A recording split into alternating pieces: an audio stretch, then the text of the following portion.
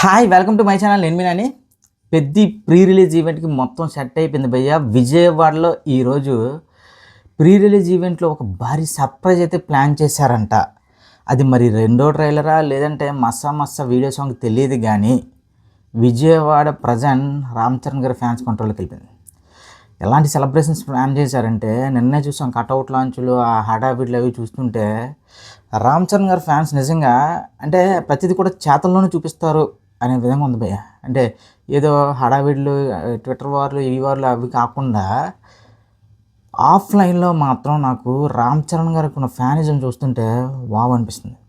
ఇంకా సీడెడ్ విజయవాడ, ఈ ఉత్తరాంధ్ర అటు సైడ్ అయితే భయ్య ఆఫ్లైన్లో మాత్రం రామ్ చరణ్ గారికి ఉన్న క్రేజ్ వేరే లెవెల్ క్రేజ్. అసలు నార్త్లోనే ఆయన క్రేజ్ చూసి మొన్న లిటరలే ఏంటి ఎంత ఉందా ఇతనికి క్రేజ్, ఏంట్రా బాబు ఇలాంటి ఫ్యాండమ్ పెట్టుకొని ఇంత క్రేజ్ పెట్టుకొని నువ్వు తీస్తున్న సినిమాలు ఏంటి అనిపించింది నాకు భోపాల్ ఈవెంట్ తర్వాత.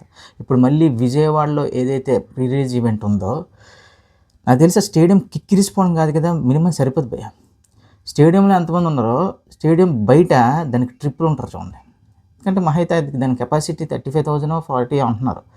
అసలు భోపాల్లో ఎక్కడో పెడితేనే లక్షల్లో జనాలు వస్తే తెలుగు రాష్ట్రాల్లో విజయవాడ, ఆంధ్రప్రదేశ్ నడిబొడ్డులో ఎంతమంది హాజరవుతారో మీ ఊహకోలేస్తాను.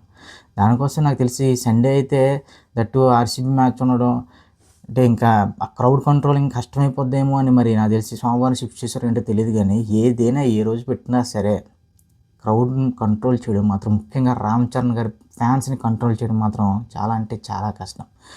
సో ఇప్పుడు ఓవర్సీస్ బుకింగ్ గురించి మాట్లాడుకుంటే మనం అనుకున్న విధంగానే నేను మళ్ళీ చాలా వీడియోలో చెప్పా, అరే బాబు స్లో అంటున్నారు, స్లోగా ఏమీ లేదురా బాబు, ఖచ్చితంగా ఇది 1.5 మిలియన్ వరకు పడుతుంది అడ్వాన్స్ బుకింగ్స్ ద్వారా డే 1 అని చెప్పాను. ఇప్పుడు అదే జరుగుతుంది భయ్య. ప్రజెంట్ నార్త్ అమెరికాలో దాదాపు 1 మిలియన్ పెట్టి ఇంకా జంప్లో ఆల్రెడీ నాకు తెలిసి అంటే అవర్లీ జంప్స్లో $30K $50K పెడుతున్నారంటే ఈజీగా 2 మిలియన్ వరకు ఓపెనింగ్స్ అయితే రావచ్చు. ఓకే, ఇంత పెద్ద హైప్ ఉన్న సినిమాకి 2 మిలియన్ అంటే ఒక ఎంత ట్రూలీ మాట్లాడుకుంటే హైప్ ఉన్న సినిమాలకి 3 నుంచి 3.5 బిలియన్ కామన్.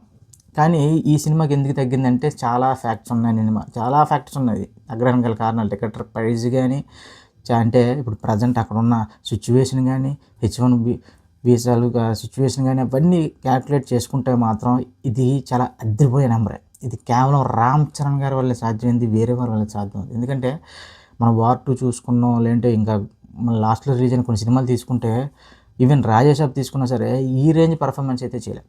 సో ఓవరాల్గా ఇప్పుడు పెద్దిగాడి హవా ఎలా ఉంది అంటే ఇంకొక 2 రోజుల్లో థియేటర్లు తగలబడిపోతాయి. రామ్ చరణ్ గారి స్క్రీన్ ప్రజెన్స్కి ఫ్యాండమ్స్తో సంబంధం లేకుండా, రామ్ చరణ్ గారి యాక్టింగ్కి, రామ్ చరణ్ గారి డ్యాన్స్కి ఫ్యాండమ్స్తో సంబంధం లేకుండా సినిమా అదిరిపోయింది అనే టాక్తో బయటకు వస్తాం. ఇది ఫిక్స్ అయిపోయింది. ఆ బుక్ మై షో డిస్ట్రిక్ట్ యాప్లో అలాగే స్క్రోల్ చేసి చేతిలో ఒప్పొస్తున్నాయి.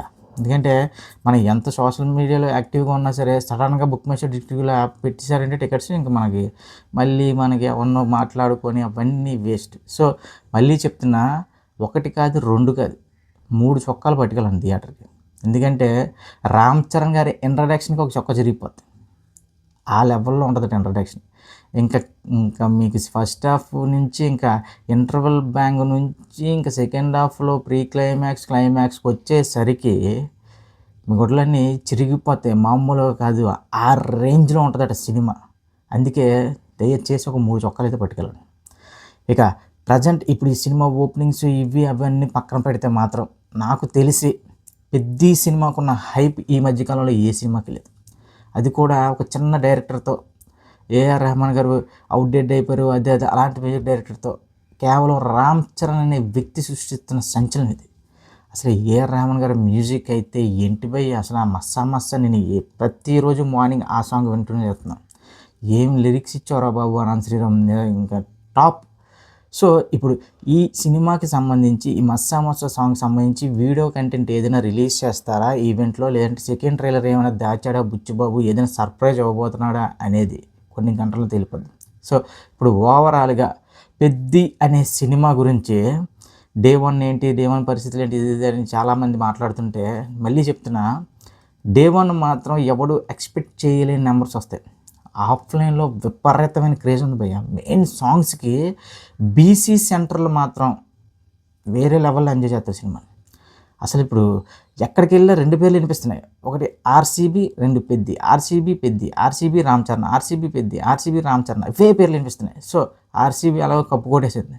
ఇంకా రామ్ చరణ్ గారు RRR తర్వాత మీ నుంచి వచ్చిన సినిమాలు ఎలాంటివి ఏంటి అనే విషయాల గురించి ఇంకా గతం గురించి మనం మాట్లాడుకోవడం వేస్ట్. కానీ పెద్ది అనే సినిమా తర్వాత ఇప్పుడు RRR, బాహుబలి, నెక్స్ట్ ఒక మగధీర, ఇలాంటి సినిమాలు ఏంటంటే ఒక ట్రెండ్ సెట్టింగ్ సినిమాలు. అలాంటి సినిమాలు రిలీజ్ అయిన తర్వాత, రంగస్థలం లాంటి సినిమాలు రిలీజ్ అయిన తర్వాత కంప్లీట్గా హీరోలు అందరూ ఆ పాత్రలోనే వెళ్తూ ఉంటారు. ఇప్పుడు పెద్ది అనే సినిమా కూడా అలాంటి సినిమానే, ఒక పాత్ బ్రేకింగ్ సినిమా అని చెప్తున్నారు రామ్ చరణ్ గారి ఫ్యాన్స్. మీరు ఫిక్స్ అయిపోండి.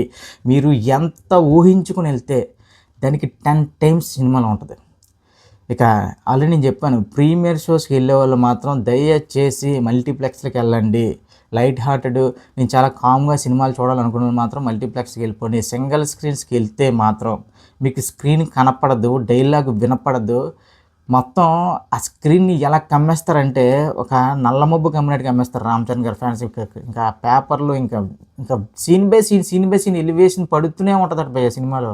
ఒక లో సీన్ అలా పడిన నిమిషానికి రామ్ చరణ్ గారు ఒక మెస్మరైజ్ చేస్తుంటారంట. సో మీరు ఫిక్స్ అయిపోండి. మీరు ఎంత ఊహించుకొని వెళ్ళినా సినిమా మీకు అంతటికి మించి సాటిస్ఫాక్షన్ అయిపోతుంది.